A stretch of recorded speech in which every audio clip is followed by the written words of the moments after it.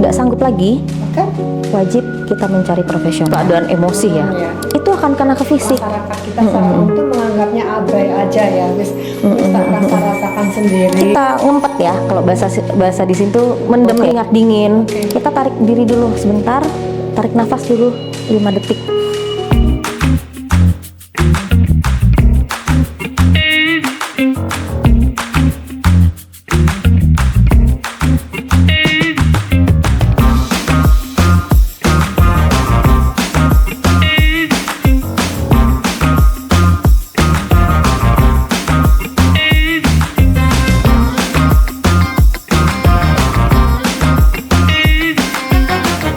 Assalamualaikum warahmatullahi wabarakatuh. Salam bahagia semuanya buat sobat Ruang Wanita semuanya ya.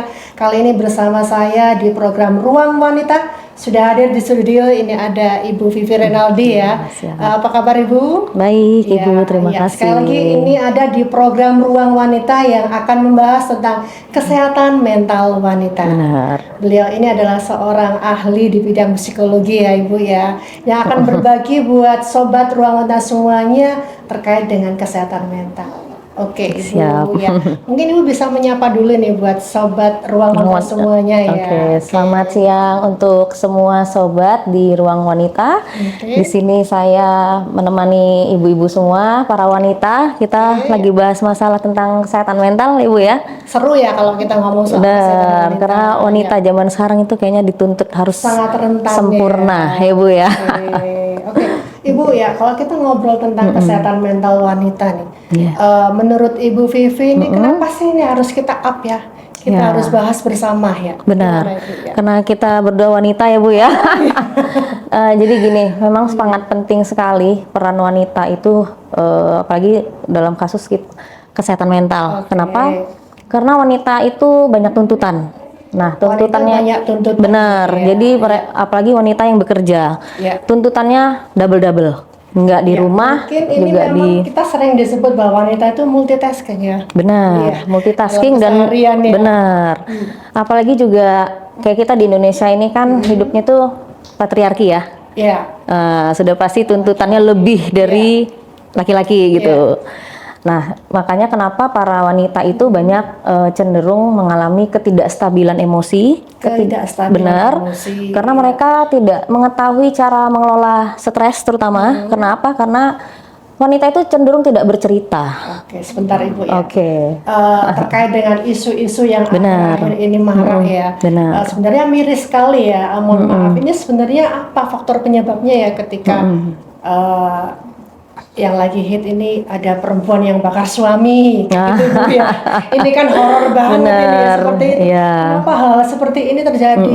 Ada seorang ibu yang bunuh diri lah. Apakah ini juga ada kaitannya dengan kesehatan mental ini Bu Vivi? Sangat ada. Karena apa? Satu mungkin tidak didengar. Oh, nggak didengar. Nah, jadi wanita yang benar gitu ya, membungkus kita wanita ini ya dengan tuntutan yang banyak ini, kalau kita didukung oleh pasangan, didukung oleh keluarga, mental kita ini cenderung stabil. Oke.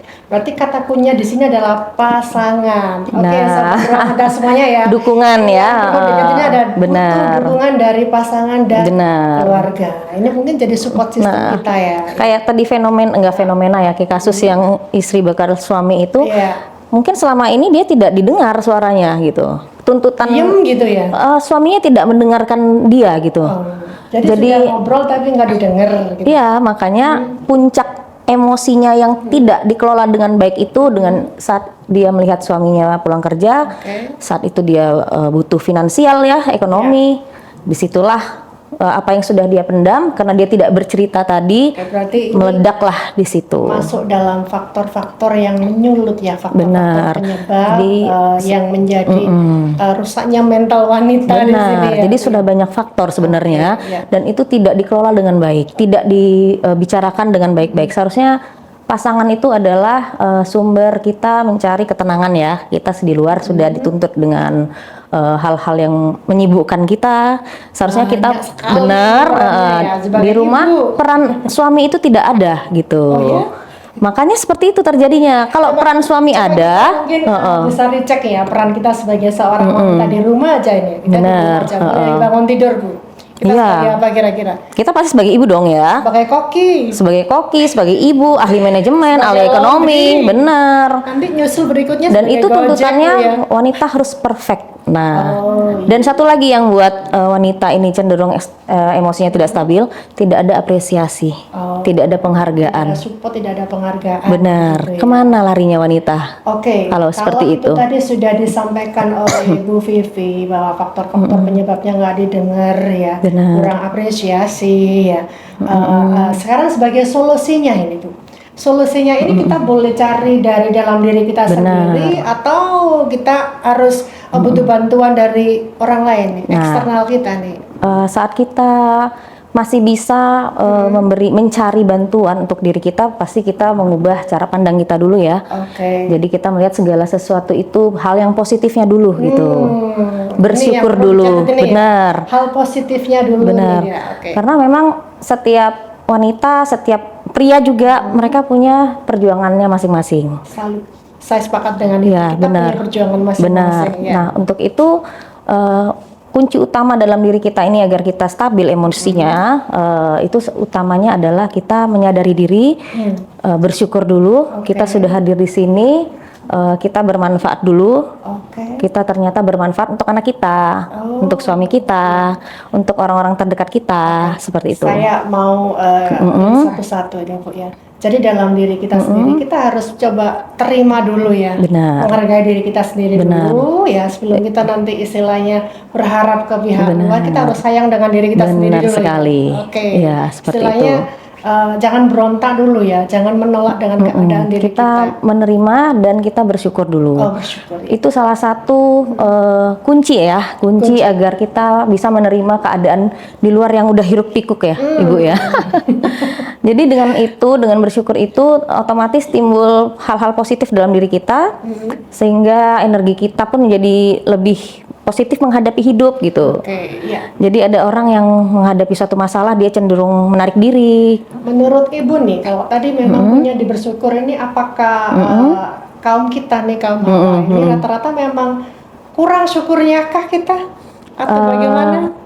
Sebenarnya bukan dilihat dari kurang bersyukur atau tidak, cuma itu salah satu cara agar kita bisa resilient. Resilient itu bangkit setelah kita ada badai gitu ya. Ini mungkin sedikit kita sharing ya. Ibu sebagai seorang ahli psikologi, itu kadang-kadang kita sebagai kaum wanita ini memang saya juga sependapat dengan kita kurang syukur ya. Seperti mungkin saya sendiri aja ya, saat ini dengan baju yang kita pakai ini ya, mungkin kadang-kadang dalam hati saya ini dan wanita lagi gitu ya. Padahal mungkin di luar sana ya ada beberapa wanita, kaum ibu yang sangat berharap, bahkan yang jadi impiannya untuk bisa pakai baju seperti kita ini ya. Sementara kita sendiri yang sudah pakai aja merasa kadang suatu beban begitu ya. Kurang syukurnya itu tadi. Kita bersyukurnya itu. Ya memang kadang ya sawang sinawang ya sebenarnya. Kadang orang melihat kita hidupnya enak, tapi kita juga sebenarnya sedang berjuang. Nah itu tadi mental kita ini, kita harus tahu cara mengelola emosi kita, harus tahu cara bagaimana saat ditimpa masalah itu ada loh caranya gitu. Ini ada loh caranya. Mungkin Ibu Vivi bisa berbagi gimana caranya kita bisa mengelola emosi ini, Bu Vivi. Pertama yang saya lakukan apabila kita lagi dalam masalah itu, kita sadar diri dulu. Tapi diri, kita belum pingsan gitu Bu. Bukan, jadi sadar diri kita seperti ini. Kita menyadari, oh iya, masalah ini datang atas kehendaknya. Oke, terima kasih ya Allah atas masalah ini gitu. Alhamdulillah. Kita terima dulu ya. Terima dulu. Matur nuwun ya Allah, ini atas sudah diberikan ini gitu. Ada lagi kelanjutannya. Tapi ya Allah, berikan aku solusinya gitu. Kembali Allah yang beri, pasti kita kesana lagi ya. Benar. Ada ilmu mentalnya, ada ilmu ketuhanannya, spiritualnya ada. Karena kita ini kompleks ya. Benar, kompleks sekali kita ini. Jadi tidak kita belajar menerima semua yang terjadi, semua yang menimpa kita. Next Bu, kita harus ngapain lagi ini untuk mengelola emosi kita? Ya terutama kita ya menikmati apa yang sudah terjadi. menikmati keindahan. Ternyata nafasku ini masih gratis. Kalau lihat yang di rumah sakit sana ya. Makanya. Masya Allah, ternyata masih bisa melihat matahari. Ada yang saat ini juga masih berperang kan, seperti di Gaza. Kita masih duduk di sini tenang, bisa pulang ke rumah dalam keadaan sehat, tidak ketakutan. Mungkin udah lagi Ibu, setelah kita belajar menerima, kita coba menikmati yang ada satu poin penting yang ingin saya bahas juga di sini. Apabila kita sudah tidak sanggup lagi, wajib kita mencari profesional. Keahlinya. Kemana ini Bu? Ke psikolog atau ke psikiater. Bukan ke dukun ya Bu? Mungkin itu bisa dibicarakan. Jangan ya. Ini hanya bercandaan aja. Benar. Kadang-kadang di masyarakat kita masih ada itu Bu ya. Iya benar. Kalau yang masih mistis gitu.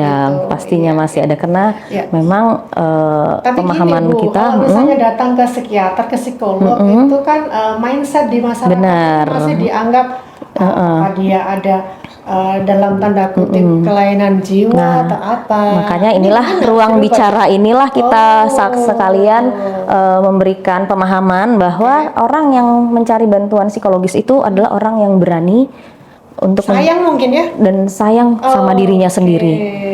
Karena dengan dia mencari bantuan berarti dia sayang dengan keluarganya.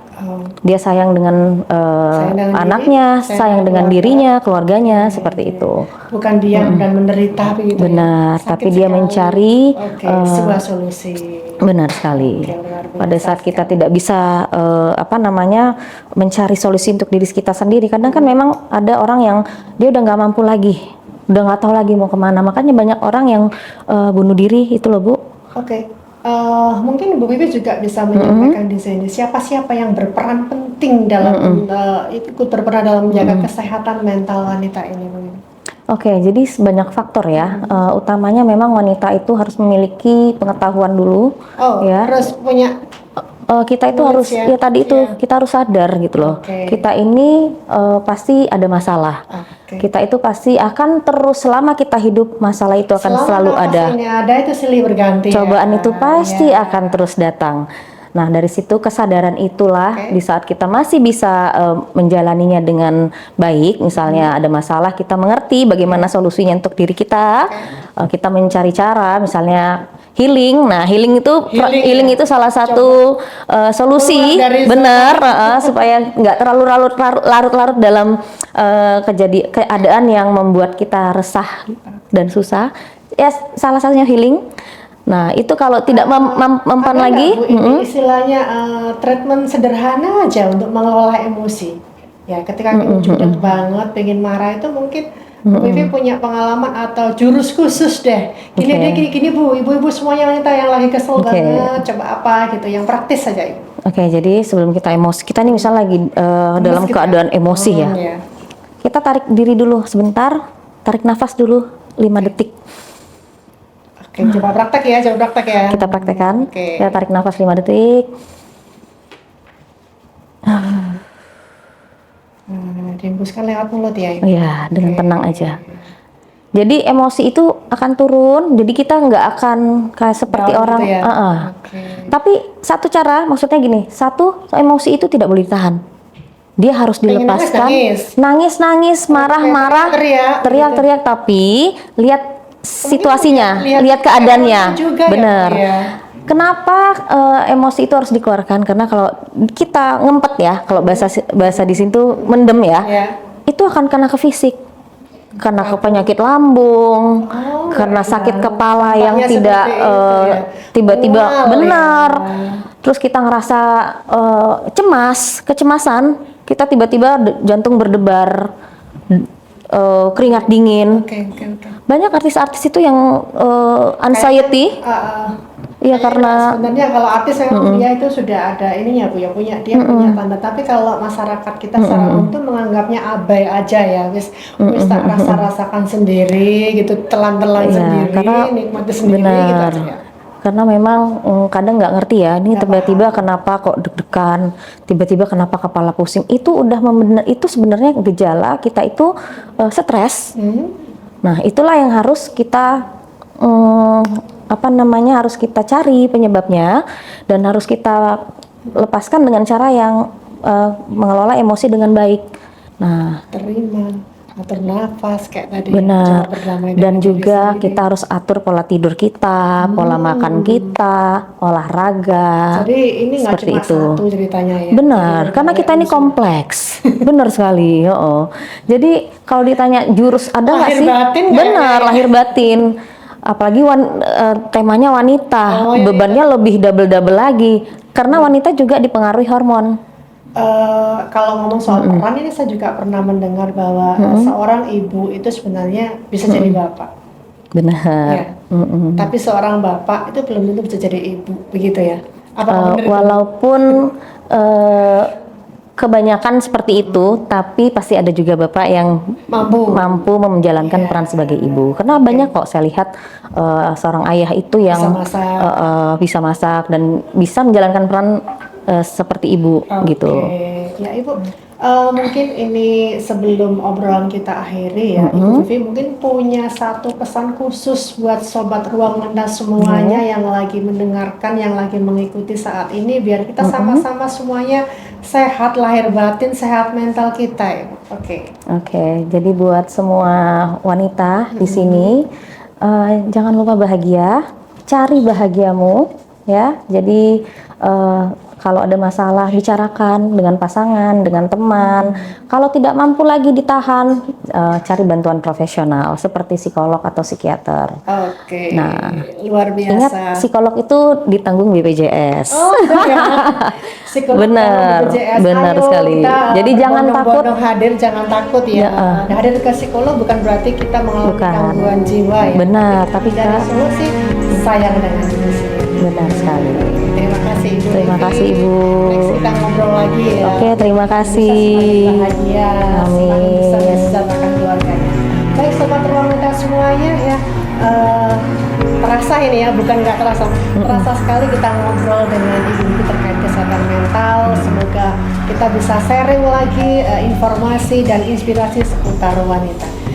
Saya Nurul Hasanah kali ini pamit undur diri dan saya akhiri. Wassalamualaikum warahmatullahi wabarakatuh.